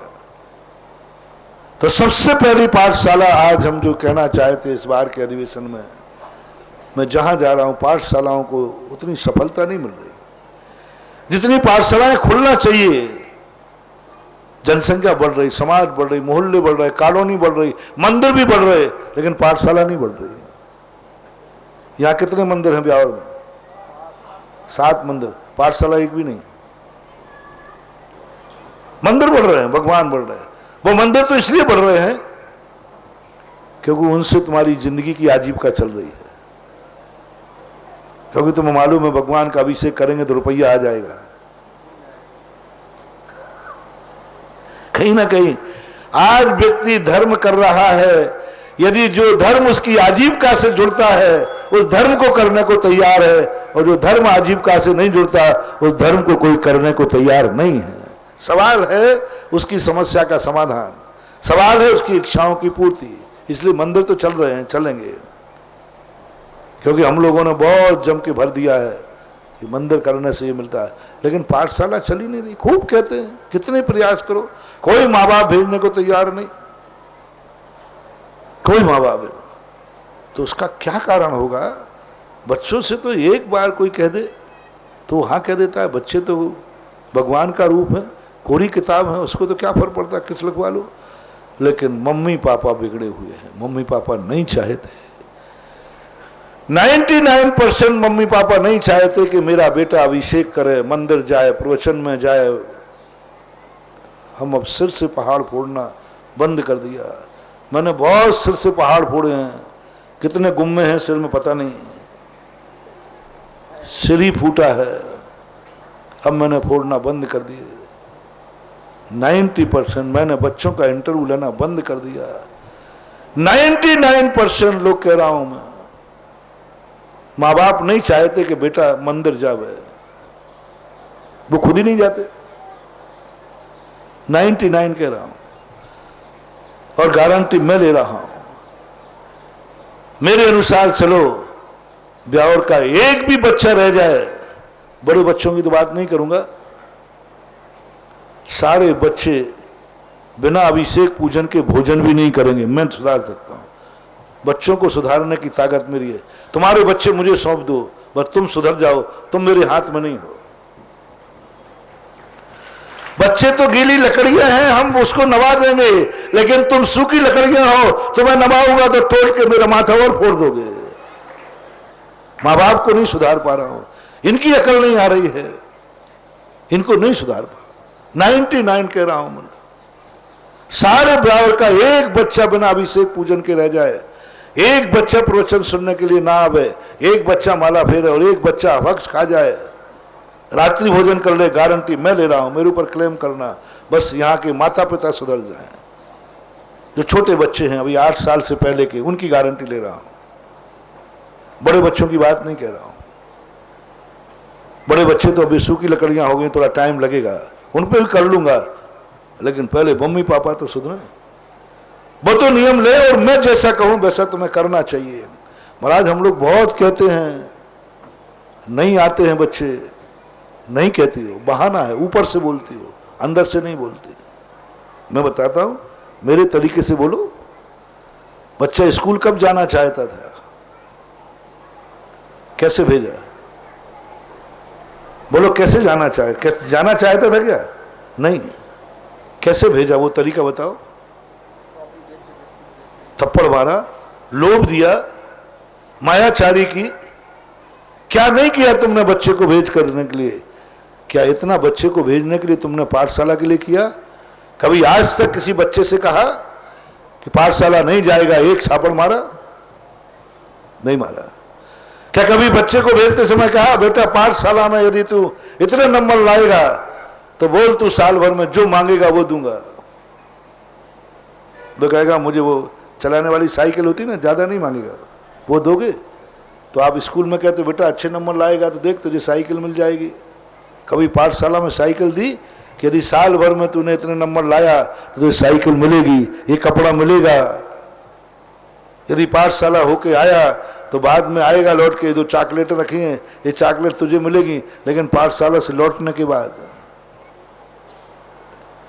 पहले की माताएं जो करती थी, क्यों बच्चे अच्छे होते थे, वो कहते बेटा जा मंदिर होके आ तो नाश्ता देख मैंने बना लिया, बना के रख लेती थी, बना बनाया नहीं, और उसको दिखा भी देती थी तो उसके मुंह में पानी आ जाता था। माँ बहुत बड़ी कहना चाहिए सेल करने वाली होती है। जैसे वो दुकानदार होता है ना, 100 पीस में सब सजा के रखा लेता है, आने वाला कम खाना चाहे तो देख देख करके ये और कर, ऐसे ही माँ सब बना के रख ली और उसको दिखा दी बेटा देख यहाँ देख आज ये चीज़ बनी, ये चीज़ बनी। अब बेटे के मुंह में पानी आ जाता है, मम्मी दो ना, ऐसे नहीं दूंगी।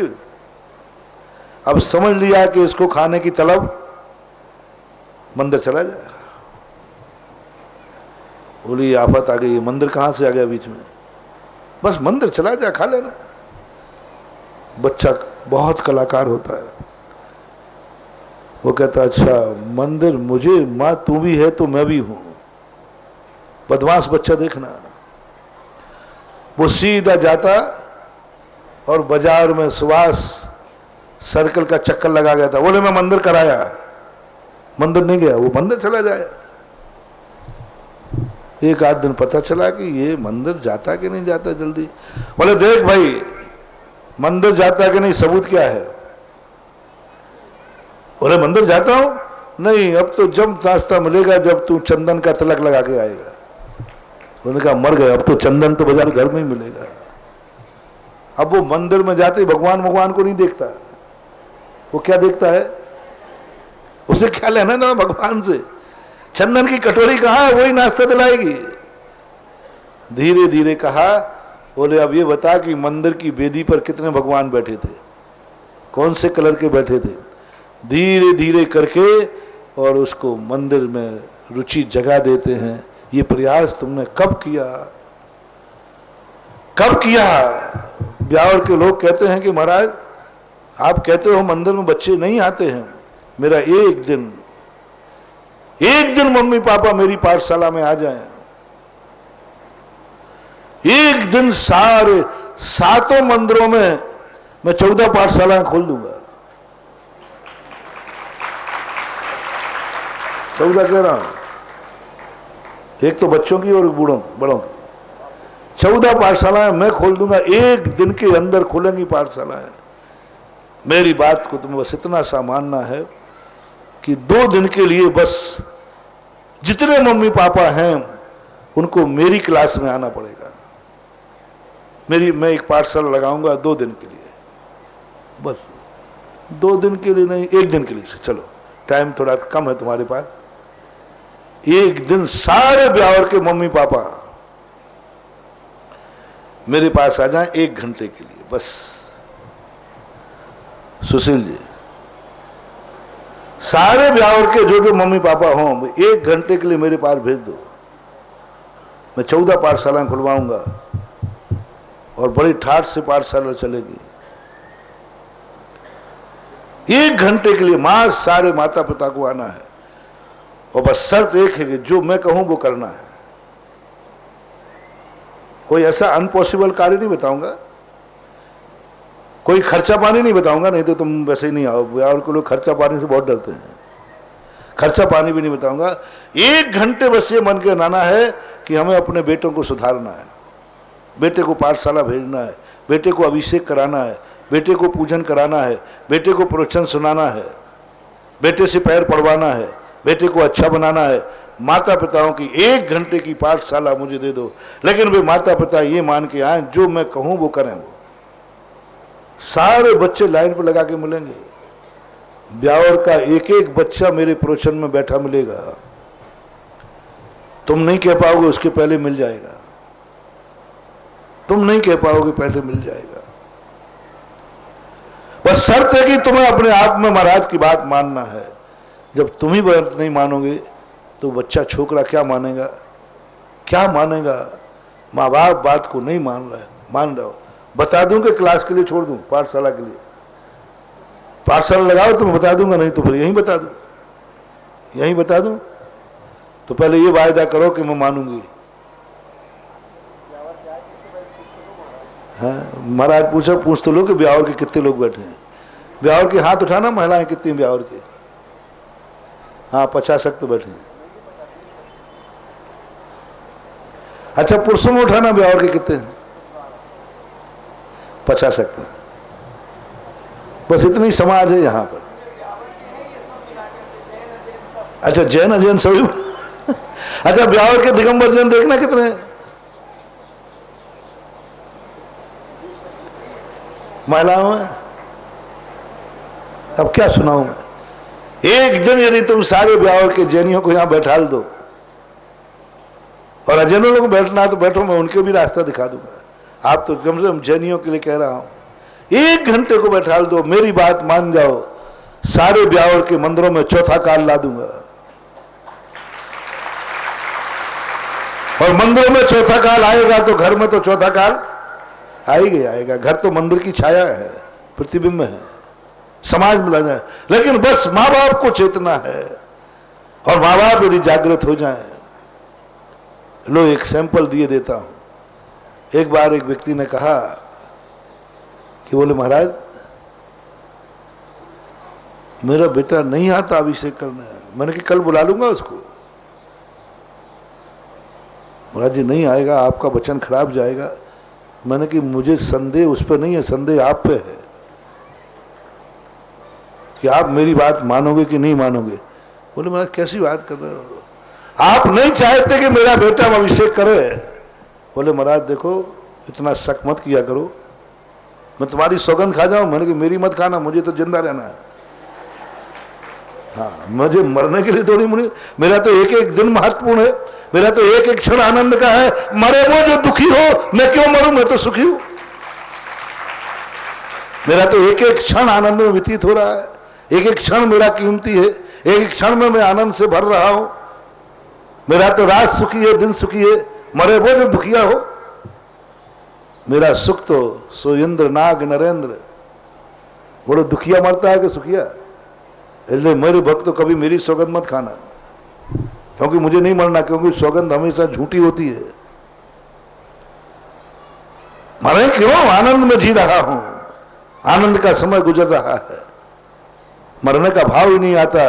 मैं तो कहता हूं कि ये मुनि पद की उम्र इतनी बढ़ जाए, जब तक मैं जिनेंद्र नहीं बनूं मुनि पद पर बैठा रहूं, मुनि पद पर बैठा रहूं जब तक जिनेंद्र नहीं बनूं। उस तक भी चला जाए, कोई उम्र का तकाजा ही नहीं, पता ही नहीं कितनी उम्र निकल गई, उसको गिनने की पड़ी है।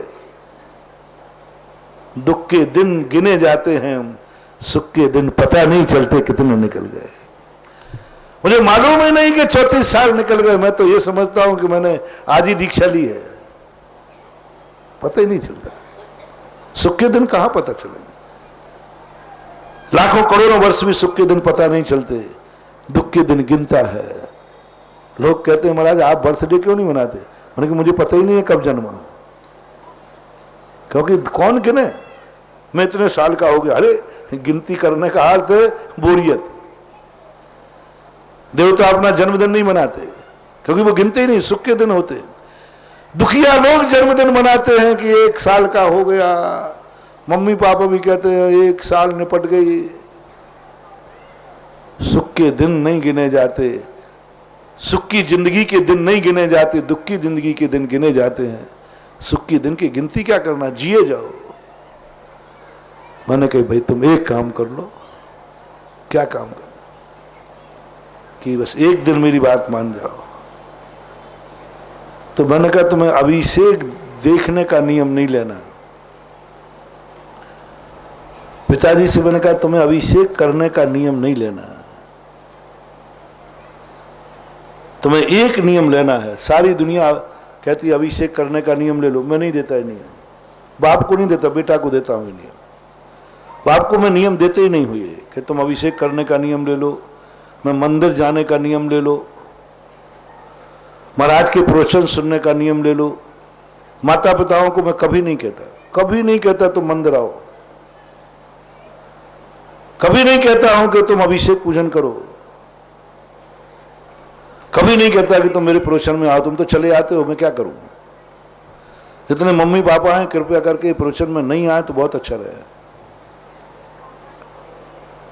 मुझे इनका कोई दरकार नहीं। अब तुम बैठ जाते तो भगाऊंगा थोड़ी, मैं पसंद ही नहीं करता। और जब तक प्रवचनों में मम्मी पापा बैठते रहेंगे, समझ लेना धर्म के मिटने के दिन आ रहे हैं, मिटने के दिन आ रहे हैं। धर्म तो मिटेगा ही, तुम्हारा घर भी मिटेगा। मैंने एक दिन कहा था यदि मम्मी पापा अपने बेटा बहू को बिटिया को घर में छोड़ के आए हैं मंदिर, तो सावधान हो जाओ, धर्म तो मिटना ही है और घर भी तुम्हारा बर्बाद हो जाएगा, मिट जाएगा।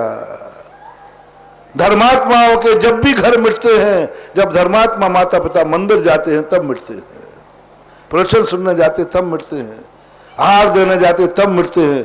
बच्चे बच्ची निश्चिंत होते हैं, पापा मंदिर गए हैं प्रवचन सुनने, और सुधा सागर जी 1.5 घंटे के पहले नहीं छोड़ेंगे। दोस्तों को फोन करते आ जा रहे यार, मस्ती करेंगे अपन। बोले क्यों? 1.5 घंटे के लिए अपना घर। तुम प्रवचन सुन रहे, तुम्हारा घर बर्बाद हो रहा है। तुम सोच रहे हो मैं प्रवचन कर रहा हूं और मैं देख रहा हूं कि तुम प्रवचन सुन रहे हो, तुम्हारा घर बर्बाद हो रहा है, तुम्हारा बेटा बिगड़ रहा है, तुम्हारा बिटिया बिगड़ रही है, तुम्हारी बहू बिगड़ रही है। तुम्हारी बहू जो तुम्हें धर्मात्मा लोगों के घरों में जो माँ बाप के रहते हुए नहीं खा पाते हैं, जब वो मंदिर जाते तब देखो उनके सब खाते पीते। एक बहू थी, बोले सासू मंदिर जाती थी, प्रतिमाधारी थी, वो आलू नहीं खाने देती थी। जिस दिन सासू पूजा करने जाती थी उसी दिन वो आलू चिप्स खा लेती थी। बोले ये टाइम सही है, शरीरों को बुला लेती थी। सबसे ज्यादा धर्मात्माओं के घर बिगड़ते हैं जब वो धर्म करने जाते हैं, और बाद में तुम बदनाम करोगे, महाराज जी मैं इतना धर्म करती थी, बेटा कैसे बिगड़ गया। आपको मालूम मैंने 4 महीने आपके प्रवचन नहीं छोड़े, फिर भी मेरी बिटिया बिगड़ गई।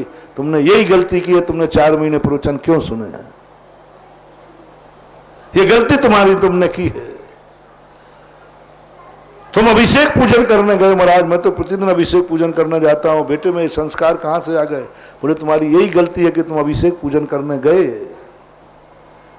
तुम माला फेरने बैठे, तुम स्वाध्याय किया, यही तुम्हारा सबसे बड़ा अपराध है, यही तुम्हारा है। देखना, बहुत सावधानी सुनना।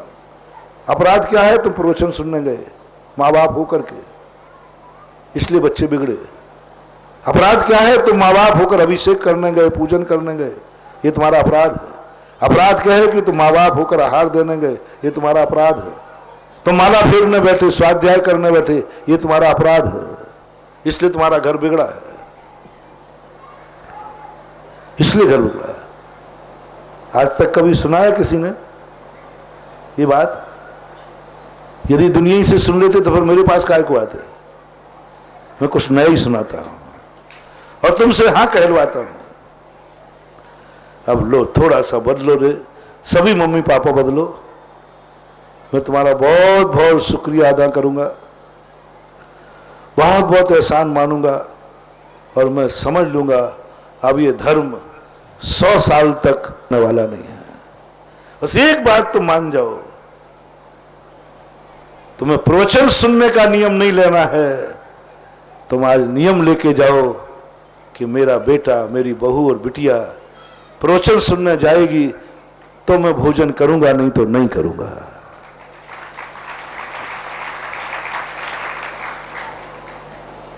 सासू, सारी सासुएं बैठी हैं, बहुएं बहुत कम है।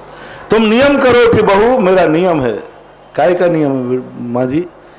तू प्रवचन सुनने जाएगी तो मैं भोजन करूंगी, नहीं तो नहीं। मम्मी ये कौन सा नियम है? मेरा नियम है कि तुम अभिषेक देखने जाएगी तो मैं भोजन करूंगी, नहीं तो आज नियम है। तू मंदिर में पूजा करेगी तो नियम भोजन करूंगी, तो नहीं मैं नहीं करूंगी। अच्छे से बोलना, प्रेम से, कोई बात नहीं। माँ जी ये कौन सा नियम है? हमने तो नियम ये सीखे हैं कि बिना दर्शन के मैं भोजन नहीं करूंगी, बिना अभिषेक देखे मैं भोजन नहीं करूंगी, बिना प्रवचन सुने मैं भोजन नहीं करूंगा। ये कौन सा नियम है कि बहू भोज अभिषेक देखने जाएगी तो भोजन करूंगा? ये कौन से गुरु आ गए? बोले उन गुरु का नाम है सुधा सागर। गर्व से कह देना, ये गुरु ऐसे ही दिलाते हैं नियम उल्टे सीधे, और मैं उनकी भक्तन हूं, और उन्होंने ऐसा प्रवचन दिया, अब मैंने तो नियम ले लिया। मेरा अभिषेक देखने का नियम, सुनो री सासू, कान खोल के सुनो, अभिषेक देखने का नियम लेने में उतना पुण्य नहीं है तुम्हें जितना तुमने ले लिया कि बहू अभिषेक देखने जाएगी तो मैं भोजन करूंगा। समझ लेना 100 साल के लिए तुमने धर्म बढ़ा दिया और घर को तुमने जैन बना दिया। तुम्हारे अभिषेक नहीं देखने से कोई ज्यादा धर्म को हानि होने वाली नहीं है। तुम्हारी तो वैसे ही वारंट कट चुका है, कितने दिन जिंदा रहोगे। लेकिन यदि तुमने अपने जीते जी बहू को अभिषेक देखना सिखा दिया तो जाओ, तुम्हारे 7 जन्म की पीढ़ियां सुधर गई और अब तुम शांति से मरो। तुम्हारा घर जैसे ही रहेगा जैसे तुम्हारे समय रहता है। हर सासू नियम लेके बैठी है अभिषेक देखने का, इसलिए तो धर्म बर्बाद हो रहा है, इसलिए तो घर बर्बाद हो रहा है। जब जब सासू अभिषेक देखने का नियम लेगी तब तक उसकी बहू बिगड़ेगी, और फिर बाद में कहोगे हमारी बहू ऐसी है। और देख लो अभिषेक, सासू को अभिषेक देखना नहीं है, सासू को अभिषेक दिखाना है बहू को। ये नियम लो। जैसे तुमने नहीं देखा तो उस दिन उपवास कर लिया, बहू देखना नहीं है, बहू ठीक है आज उपवास कर लेती, कोई बात नहीं। मम्मी आज जाने का मन है, बेटा कोई बात नहीं मत जाना, मैं रोटी नहीं खाऊंगी, बस एक दिन करके तो देखो, एक दिन पिताजी करके तो देखें कि बेटा तू अभिषेक को चला जा तो मैं रोटी खा लूंगा, बस खत्म बात। मेरा तो नियम है, नियम तो नियम होता है। मैंने ये नियम ले लिया कि बेटा अभिषेक करेगा और अभिषेक करके मुझे गंधोदक लाके देगा तो मेरा भोजन होगा, नहीं तो मर जाऊंगी और क्या होगा। बोलो, ब्यावर के माता पिता, बाहर के भी सभी, यदि तुमने घर में इतना नियम ले लिया कि बेटा अभिषेक करके गंधोदक लाके देगा तो मैं भोजन करूंगा, नहीं तो मैं मर जाऊंगी, भोजन नहीं करूंगी। कितने % बेटे होंगे जो मां से कह देंगे मां तू भूखों मरती थी तो कल मरती थी, आज मर जा, मैं जाने वाला नहीं। कितने माँ बापों को अपने बेटों पर संदेह है? कितनों को संदेह? बोलो, 1 को, 2 को। माताओं को कितनों को है? कुछ तो शर्म से हाथ नहीं धोया, महाराज जी वो बेटे को पता चल जाएगा तो वो रोटी देना बंद और कर देगा, चिंता बंद। चलो मैं 5% पर नक्की करता हूं, 5% बेटे निकलेंगे कि माँ तू भूखों मरती मर जा, कल मरती तू आज मर जा। अच्छा रहा ये नियम ले लिया, मैं मारता तो हत्या का दोष लगता, अपने आप मर जाएगी, अपने आप मर जाएगी। 95% तो मुझे विश्वास है आज बेटों पर, घर घर के जैनियों के बेटों पर विश्वास है, 95% बेटों पर विश्वास है कि वे अपने मम्मी पापा को भूखा नहीं सोने देंगे, तो अपनी मम्मी पापा को भूखा नहीं मरने देंगे, और वे लोटा लेकर के आ जाएंगे कल, भगवान के नाम पर नहीं, मम्मी पापा के नाम। यदि एक दिन का उपवास करने से यदि बेटा अभिषेक का नियम लेता है, इससे सस्ता और क्या होगा कुल को सुधारने का। उन 5% को भी बता रहा हूं, और उस 5% में 1%, 5% जो बचे, एक घटना वो भी घटी। बोले महाराज जी मेरे बेटे ने कह दिया है कि तू कल मरती थी तो आज मर जा, अब यदि मैं भोजन करूंगा तो कहेगा भ्रष्ट हो गई मम्मी, नियम लेके तोड़ दिया, और नहीं करूंगी तो मुझे मरना निश्चित है। दोनों बहू बेटों ने कह दिया कि माँ जी ये तो नहीं होगा, आप मरती हो तो मर जाओ, सीधा कह दिया। तो बोले महाराज जी अब बोलो क्या करूंगा, आपकी बातों में आके मैंने नियम तो ले लिया, अब या तो हम दोनों मरेंगे या अकाल में, बेटा बहू तो आने वाले नहीं है। मैंने की चिंता मत करो,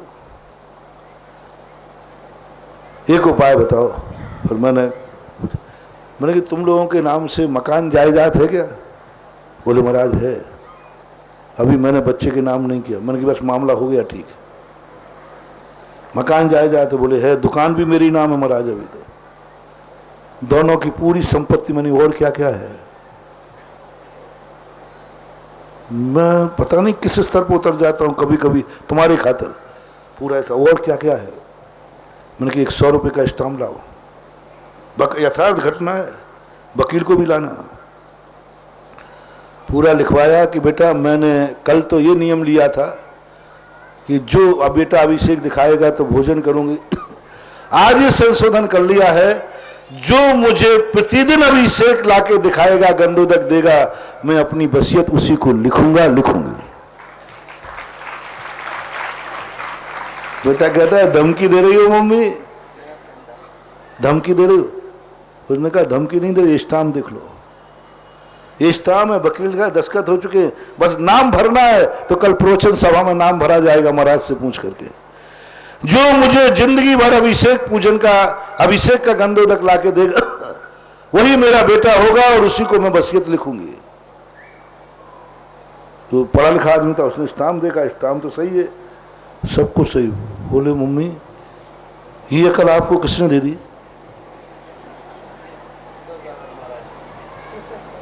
अच्छा एक ही है, वो ही हो सकता है। बोले बेटा कल तो नाम भरा जाएगा, जो नियम ले लेगा वो। तो मम्मी इसमें तो कोई भी भर देगा, कोई भी भर देगा, कोई भी छोकरा खड़ा हो जाएगा इतनी संपत्ति देकर कि मैं तुम्हें जिंदगी भर गंदोदक दूंगा, सारी संपत्ति तुम्हारे नाम। अच्छा बोलो शांतिलाल जी ये वसीयत लिखे तो कौन कौन शांतिलाल को जीवन भर गंदोदक देगा? सुमन सबसे पहले कह देगा महाराज जी पूरा ब्यावर खड़ा हो जाएगा। अरे शांतिलाल की संपत्ति कितने में मिल रही है? नहीं कितने में? भगवान का अभिषेक करके गंदोदक देना है। पापा कह रहा है पापा जी गंदोदक पढ़िए, दादाजी ब्यावर वाले कहते महाराज आप तो लिखवा दो, मैं तो इन्हीं का गंदोदक बना दूंगा।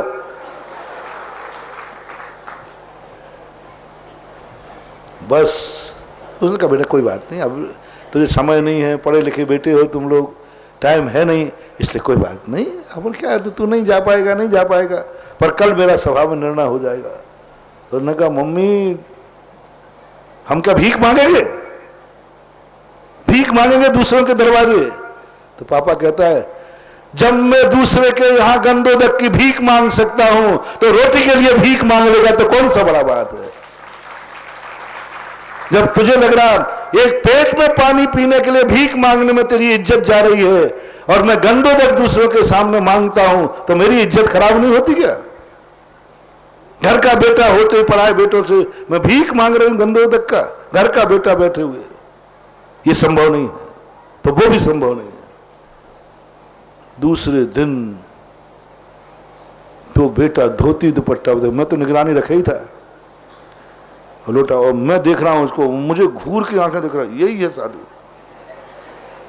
आज तक मुझे इतनी बुरी आंख से कोई नहीं देख पाया जितना उसने देखा, और मैं तैयार था कि आज मुझे बद्दुआ मिलना है। तो पहले उस दिन मैंने कवच पहन लिया था, ब्लू जैकेट होती ना तुम्हारी, वो हमारी अलग होती है। मैंने कि और इतनी बुरी तरह, और मैंने थोड़ा सा छेड़ और दिया अभिषेक के बाद। मैंने कि बेटा अभिषेक आप मरा चुप रहिए, इतने जोर से लगा, मैं हंस गया। मैंने कि बेटा, मैंने कि ये फाड़ना मत बेटा, जिस दिन अभिषेक नहीं उसी दिन नाम दूसरे का भर जाएगा। आज कम से कम 6-7 साल तक हो गए वो अपने माँ बाप को अभिषेक दे रहा है। जिस दिन नहीं देता मम्मी स्टाम्प दिखा देती है, अभिषेक हो रहा है, और अब वो मेरे परम भक्त बन गया है। अब स्टाम्प की जरूरत नहीं है, उसने खुद नियम ले लिया है कि मैं बिना अभिषेक पूजन के भोजन भी नहीं करूंगा। बोलो इतना षड्यंत्र मैंने किया, अच्छा किया कि बुरा? अब मैं तुम्हारे साथ भी यही करूं? एक बार तो तुम ताकत अपनाओ धर्म के लिए, बेटे के लिए। आएगा लाइन पे, आएगा लाइन पे, लिखो उसमें कि मेरी वसीयत उसी को मिलेगी जिसने जिंदगी भर मुझे गंदोदक लाके दिया है। मेरी वसीयत उसी को मिलेगी जो पाठशाला में पढ़ के इतने नंबर लाएगा। मेरी वसीयत उसी को मिलेगी जो 4 महीने महाराज जी के प्रवचन सुनेगा। ये तो झक मार के सुनेंगे, जाएगा कहां छोकरा, जाएगा कहां? अपने आप सुनेगा। 10 आप करके देख लीजिए, सारे ब्यावर के लोग कर लेंगे। माँ बाप को ही नहीं आना तो बेटा क्या खा आएगा? तुम एक नियम कर लो, बेटा पहले प्रवचन सुनने नहीं गए, हमारा उपवास होगा आज, सासू का उपवास, दोनों का उपवास। बेटा बहू प्रवचन मिलेंगे, वो हमें बैठे बैठे गालियां देंगे, चिंता मत करना। हम तो बहुत गालियां खाने के लिए साधु बना हूं। मुझे गाली मिलती है, मिलने तो तुम्हारा बेटा सुधरता है तो उसके लिए मैं गाली सुनने को भी तैयार। मेरा क्या बिगड़ता है?